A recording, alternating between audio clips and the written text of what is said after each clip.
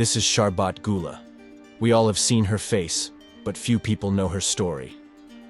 In 1989, McCurry traveled to Afghanistan. He went to an all-girls school and entered a class. That's when he saw Sharbat Gula. He was impressed by her beauty, and he wanted to take a picture of her. According to his own words, he took Sharbat in a classroom alone with him. Without asking permission from her parents, he started taking pictures. This is the first picture. Steve McCurry explained that she didn't want to be photographed, and she was covering her face with her hijab. Eventually, he pressured her to uncover her face, and he got this picture. While Steve McCurry became rich and famous thanks to Sharbat Gula, she was living in poverty in Afghanistan. Eventually, she dropped out of school and got married at the age of 13. She eventually had 4 kids. Her husband worked selling bread. She wasn't aware about the fact that her picture was worth millions of dollars. Eventually, Steve McCurry went back to Afghanistan. She was once again pressured to take a new picture. In her culture, it's seen as disrespectful when men take pictures of women who aren't part of their family.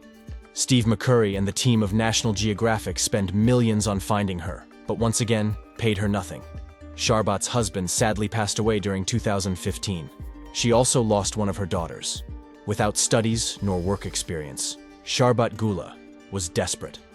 She tried to immigrate to Pakistan, but was arrested in the border for entering illegally. When she was released from jail, she was deported to Afghanistan. The president of Afghanistan greeted her and promised to help her. She was given a house for free and got a government salary to take care of her kids. During that time, she had a peaceful life, but not for long. After the Taliban takeover, Sharbat was in danger. As a known woman, it wasn't safe to stay in Afghanistan, and she accepted the offer of Italy. She was granted asylum in Italy. In Italy, she enjoys the same benefits all refugees get, as well as social benefits for being a single mother. She lives in a small town, away from the spotlight. In a recent interview given to the La Repubblica, she has stated the following: "That photo created a lot of problems for me."